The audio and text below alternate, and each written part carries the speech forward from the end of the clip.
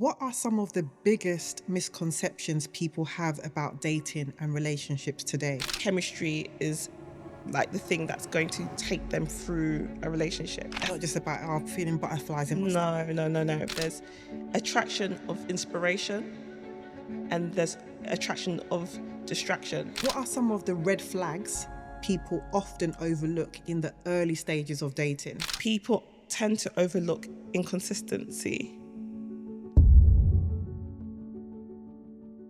Hello and welcome to the Arise and Shine podcast. I'm your host, Stephanie Obeng, and today I am joined with Sonia B Ansah, dating and relationship coach.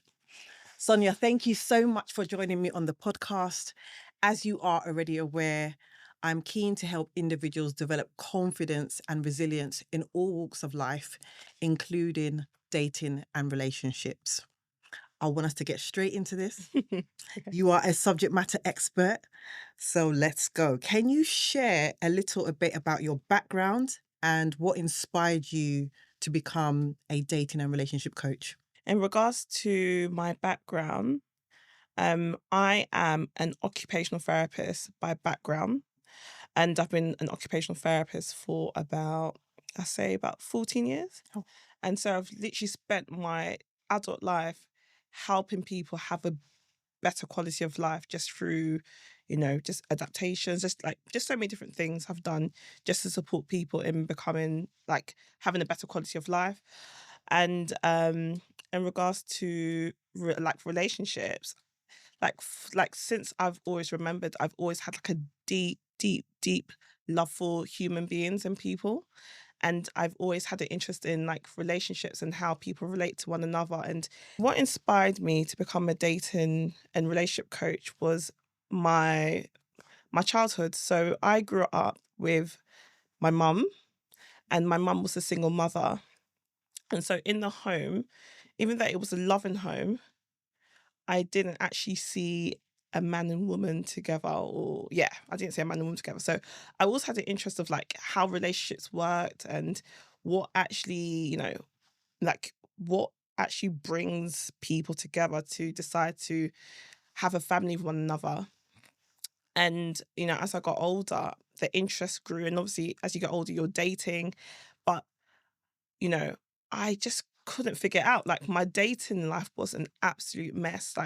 I would go for, chemistry. Most times chemistry, it doesn't really lead anywhere. And so once again, I just went into a journey of self-discovery. And I was like, why is it that my relationships are not working out? What is it? Is it about me? What is it? So I just literally took time out from dating, and I literally just went inside myself. I was like, what is the issue? Why is it that it's not working? And I realized is that I had no true clarity or understanding what I really wanted, you know? And fast forward, after doing all that work, I met my husband, and then everything kind of just clicked together. And I was like, how I was dating before, I was dating without true intention. And then when I met him, I was like, yeah, this is it. And then fast forward, lots of fast forward, I then continued to still have such an interest in relationships. And I decided that I wanted to be a matchmaker.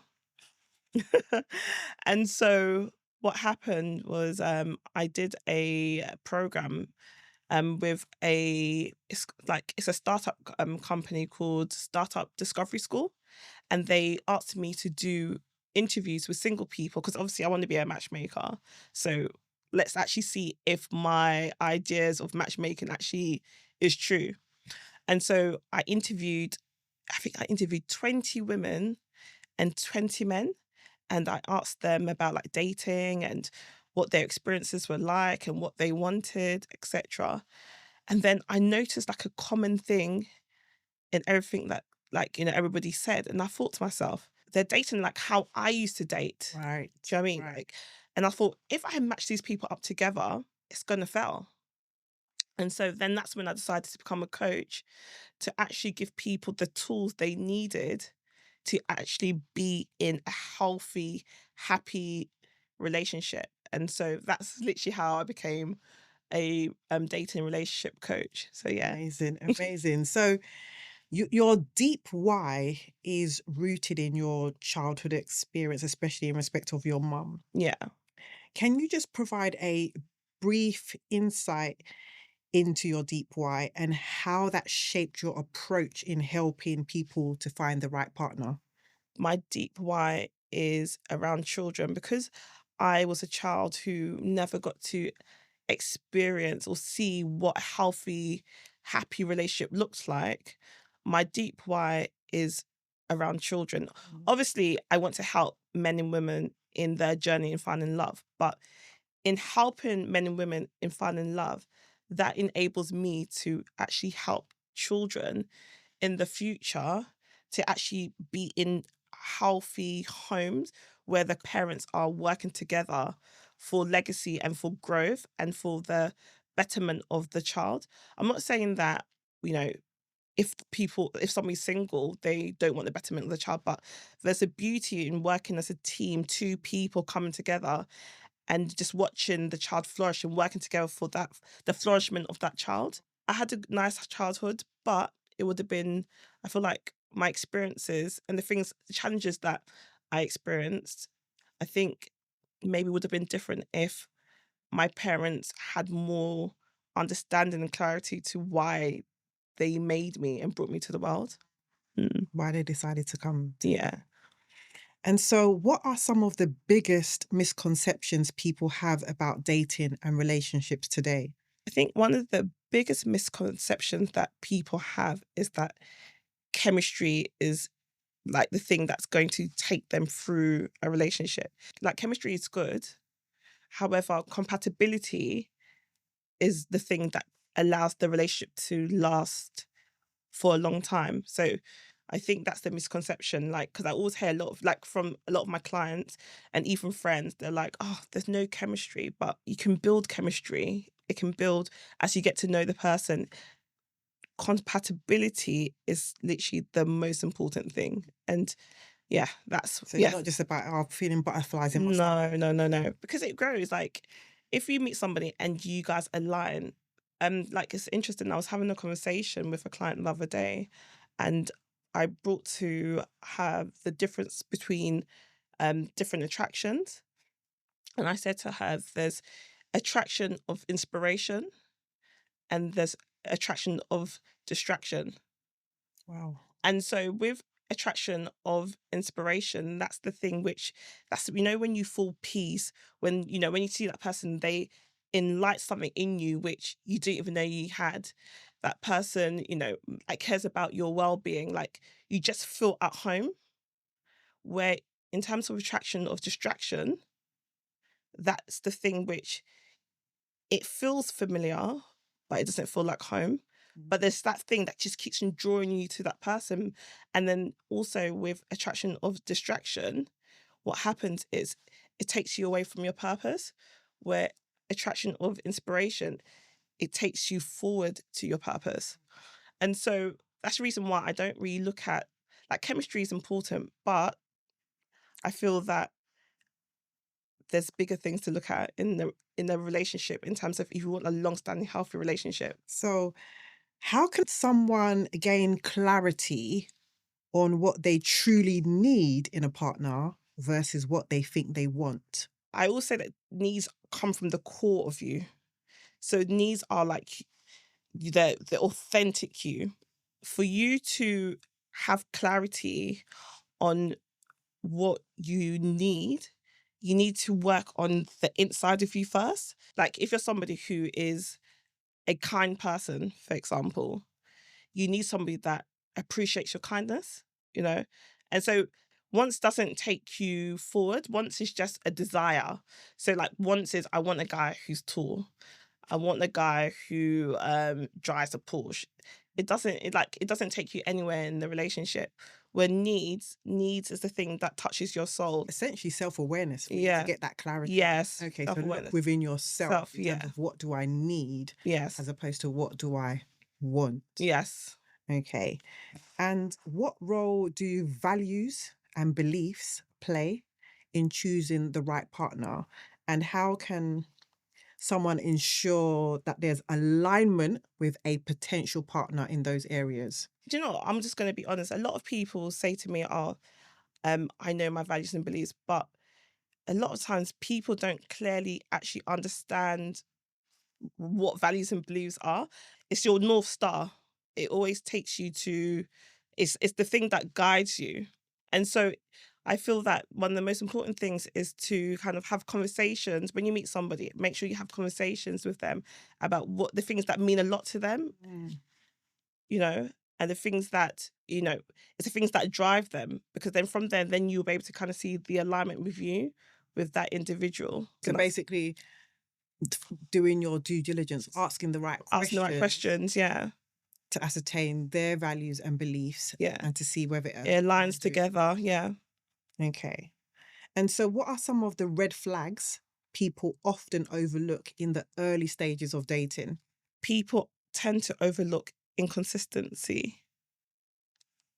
And so, so if you're dating somebody and they're inconsistent, that is a big red flag, because then when you're in a relationship, you need to show up for one another. And if that person is inconsistent, they're showing you how they're going to be in a relationship. And that's something that you can't ignore. Also, another thing that I feel is a big red flag is when you are unable to share with that person. If you're unable to share with that person, how are you able to be vulnerable with that individual?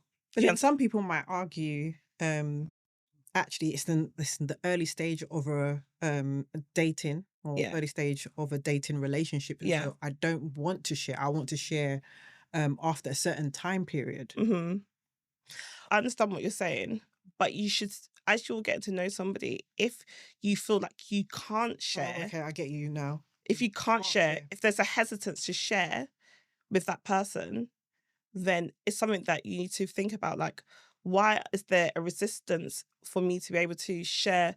I'm not saying you should share everything about yourself, but if the person isn't interested in what you have to say and you can't share to them, you feel like they don't care about what I have to Okay. say, then to me, that is a red flag, Okay. because how are you supposed to grow? How are you supposed to communicate your needs if that person doesn't actually want to hear what you have to say? And like when you have conversations with them, it's very superficial.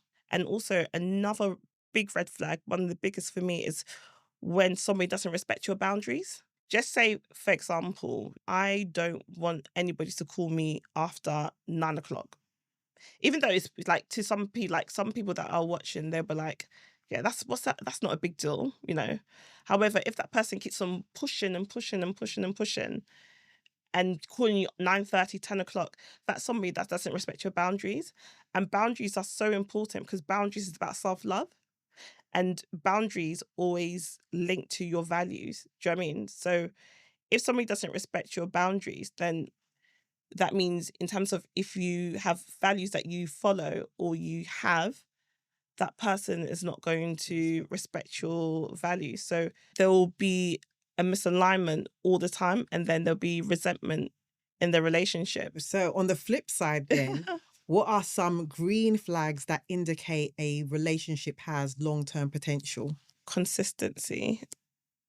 If that person is consistent with you and cares about, your well-being, and is like, is always there to kind of like be somebody that you can just kind of rely on, alignment in values with one another, that's a green flag.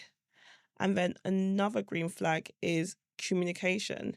That's If big. you guys are able to communicate well with one another, then that's a massive green flag, because with relationships, communication's everything. Because from communication comes clarity. It allows you to understand what that person feels, and from you being able to communicate to that person, you're able to communicate what your needs are and what you want. So communication is so important. And so, in your view, what are the key ingredients of a healthy and lasting relationship? Mutual respect for one another, because if there's no respect in the relationship, then how's the relationship navigating? Another key thing for a healthy relationship is curiosity about one another. Mm. Once you're curious about one another, you're always learning each other. So you're able to watch one another evolve and you'll be able to kind of learn the new person. Because, like, for example, I'm married and I've been with my husband for 10 years. Congratulations. Thank you. And the person who I was when we first got together 10 years ago Not the same. is not the same person. I have evolved so much in that time. And so that's the reason why curiosity about the person you're with is so important, because you get to watch their evolution and you're always learning from one another. Another thing which I think is really healthy for a relationship to go ahead is finding time for one another, because life gets so busy and sometimes we just get so stuck on duties. And so just finding that time for one another, that people don't understand how much that makes a big difference in Difference. a relationship. From my experience being in my marriage, is also just making sure that you're cultivating one another, you're helping each other be the best version of yourselves. So always just saying, like, just pushing each other. If there's no pushing or encouragement in the relationship, then it just becomes still. And then, like, what are you working towards? So helping each other just be the best versions of yourselves. I think for me, those are the kind of key things that help a relationship just grow and strive. So And how can someone cultivate self-confidence and self-worth before entering into a relationship? I said it before, and it's something that I did, is working on yourself, like working on your inner self, really understanding the core of you. Because I think that's something that in dating, I feel like that's something that a lot of times people miss. We get so kind of obsessed with the external, like how things look, what we're seeing on social media, um, and then we forget about the person inside, the person that actually matters. And so spending time with that person and really understanding their needs. So when you go out into the world and you meet somebody and they ask you, what is it that you want? What is it you need? You're able to say it with confidence, Confidence. this is who I am. I am somebody who is loving. I'm somebody who is kind. I'm somebody who's generous. And just owning that and saying, this is who I am. And if that person, like if you're dating someone and they don't appreciate that, just putting your boundaries there and say, I'm a kind person and I'm a loving person. If you don't love that, then go away. Like that's how where your self-worth comes from, just knowing you. And from understanding your self-worth, that's when you know where to put your boundaries up, because you need to protect the person inside. So that's my stance on it. And so I just want to go back to communication because, Yeah. as I understand it from my research, communication is the top three, or one of the top three reasons for relationship breakdown and divorce. And you've highlighted several times today that communication is essential in any relationship. So, what are some practical ways that couples can improve their communication? If, for instance, communication is lacking in the relationship, what can they do to improve it? What practical ways can they do that? Creating time. Because as I said, I think I said it before, we get so busy in our duties, our day-to-day duties, that we actually don't pencil in time to actually communicate. Sometimes we just talk at each other, not into one another. One of the things that I have, just noticed as well in terms of communications, when people get frustrated, they always talk about that, like, people like to blame a lot. And so one of the things I realized is, which is important, is to say how you feel. I feel that you are not listening to me. I feel that you are, not spending enough time with me. I feel like, so just saying how you feel, not saying that's who the person is. Is that, Okay. So yeah, you're not blaming the person. no. but you're just saying how you are experiencing them, how they're making you feel. Do you know what I mean? Because sometimes how you feel is not actually what's going on. Like, I can use an example, like, my husband. Sometimes, you know, maybe he comes home from work and I'm in a chatty mood and he'll be like, "Oh, Sonia, not right now." I'm like, "Oh my gosh, he hates me. Oh my gosh, why doesn't he want to talk to me?" And then when we allow that kind of personal time, which I spoke about, he'll be like, "Sonia, I had a really bad day at work." Do you know what I mean? So if I didn't allow that kind of time for him to kind of decompress and to kind of just think about everything that's happened in the day, I would feel like I'll continue to feel that he hates me. Yeah. Do you know what I mean? Yeah. So it's important to say "I feel" opposed to "you are" and blaming that person. You know, that makes sense. Yeah. Makes sense. And then also, I think one of the most important things is also giving each other space. Just because you feel like something right now doesn't mean that you have to talk about that thing at that time. Like, sometimes you have to allow time to kind of go and let that kind of energy just come down a bit. And then that's where, you know, the emotions are not as high, you know? And once you do that, I feel like that's what allows communication to be better in a relationship. And that actually links into the next question. How can individuals and couples navigate conflict? Because conflict is inevitable in any relationship, in a way that strengthens the relationship rather than damage it. Okay, so it kind of goes back to what I was talking about before. Allowing some space. Allowing space, and as I said, not blaming one another, because, you know, once you start blaming, then comes resentment. And then once there's resentment, then there's kind of like, you naturally put like a brick between the two of you.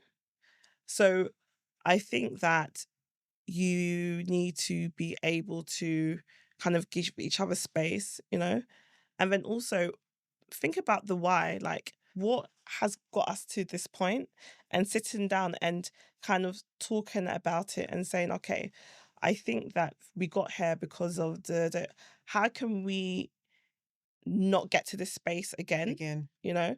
And I feel like a lot of times people talk at the problem instead of actually going to the root of it. Like, what is the root of this situation? You know, if that makes sense. Like a root cause analysis. Yeah, how did we get here? And then from there, then you're able to create an action plan to what are we not going to do again, so that we don't get back to this point. How can couples prepare for marriage in a way that sets them up for long-term success? So just to clarify, because, you know, we do see a lot of people, you know, on socials, you know, they've got their best suit, the best dress. They get to the altar, they say, "I do." Mm-hmm. Then, unfortunately, It doesn't go anywhere. It doesn't go anywhere. Yeah. So, and it's happening a lot. Mm-hmm. Ever so often you're hearing about the next, you know, divorce. Mm-hmm. So how can couples prepare for marriage in a way that sets them up for long-term success? What needs to happen is they cannot be scared to ask each other the hard questions in terms of finances. Because finances is like one of the biggest reasons why relationships break down, you know, in terms of another thing which people need to talk about before they get married is duties in the home. Because like, one of the things that I've learned, even just from my own experience, is that everybody comes from different homes, everybody's had different experiences, and everybody has a different idea of what the home looks like. And so before getting married, I feel like it's so important to say, okay, this is my idea of what my role is going to be in the home. What is your idea? What do you think your role is in the home is going to be? Because what will happen is you get married and then somebody's doing something and you'll be like, why are they doing like that? Why? That's not what they're supposed to do. And then, or you might be doing something and they'll be like, nah, that's not what's supposed to be done. You're supposed to be doing this. And so by talking about those stuff before you get married, I feel like it will like lessen a lot of issues in the relationship. Another thing is the person's love language. Do you know what I mean? Yeah. Because everybody wants to be loved differently, you know? Mine's acts of service. It's acts of service. My one's is words of affirmation. How is it? Yeah. Yeah, that's what I think. That's my least. Is it? Oh, okay. But yeah, so just understanding that person's love language that has like that will help you so much in the relationship, in the marriage. And another thing um I will say is also understanding the person's past wounds.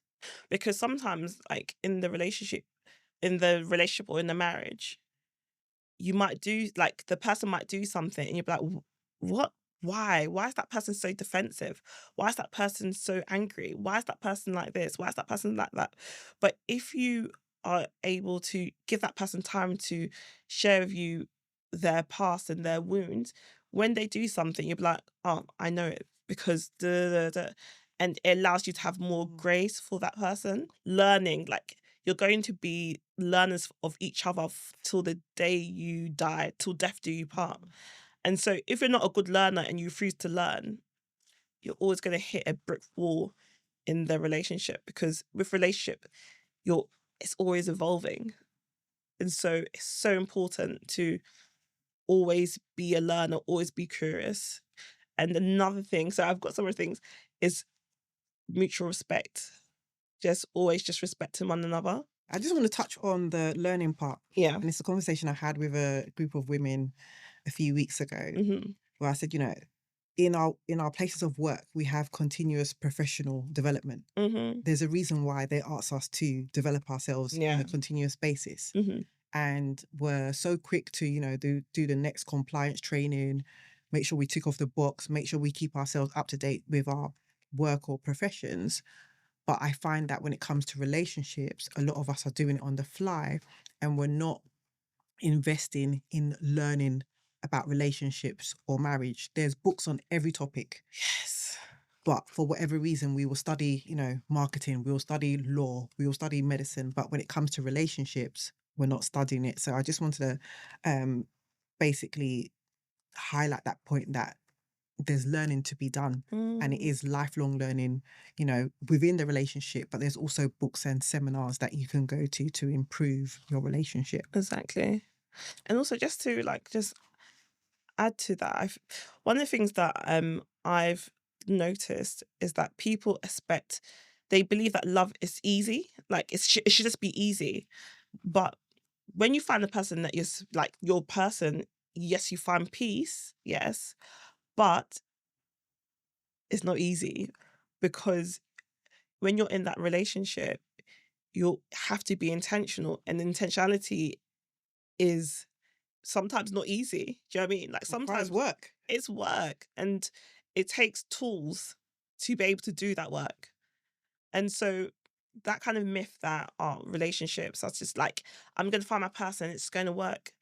No, you need to also have tools to be able to maintain that relationship. So like what you said, like I resonate so much with it. Like if you're going to seminars to learn about marketing, you're going to hair to learn about this, you need to do work to learn about relationships, because as I said, it's lifelong learning, So yeah, I love that. So what advice would you give to single parents who are looking for a healthy and supportive relationship? Oh, that's a good one. That's a really good question. My advice to a single woman who's looking for a healthy, happy relationship is to know that she's worth that happy, healthy relationship, and to be intentional when she's looking for that partner. Even more so when a child's involved, you need to know what is it that we need for us to flourish as a family, Know that you're worth love, be intentional about who you allow to enter your space, and also just know who your tribe is, and just bring them close to you and allow them to support you and be your community as you're going out into the world to find your person. How can couples create a strong foundation for their children to grow up in a healthy and loving home? Wow, that is a powerful question. Okay. I think one of the most important things for a child to see is actually seeing a healthy dynamic between the parent. And I'm just bringing it back to myself. I'd never got to actually experience that. So when I got married, initially, it was a bit difficult for me in the beginning stages, just understanding how to navigate marriage. So I say kids seeing it and just seeing how you communicate with one another, how you are kind to one another, how you show up for one another. That is so important for children to see. And then that kind of gives the child understanding of how to be in a relationship, not to be selfish, because I think, society makes sometimes can make relationship look quite like one-sided sometimes from what I've seen in social media of conversations that I've heard people say. So just ensuring that kids understand that how both parents are supposed to respect one another, both parents are supposed to be loyal to one another, both parents are supposed to flourish with one another, not one person is being loyal and then the other person It's not. is not being loyal. That is such a negative experience for a child to see. So that's what I would say. And in today's fast-paced and digital dating world, Ooh. what are some of the unique challenges people face when they're looking for a life partner? Social media has made dysfunction look like the norm in relationships. And so I would say that that's one of the biggest issues when it comes to the modern day dating. Online dating sometimes it's a bit like Netflix. And when I say it's a bit like Netflix, you're just kind of flicking through, trying to find the next best thing, find the next best thing, and not really actually really looking at your big why. Why am I on it?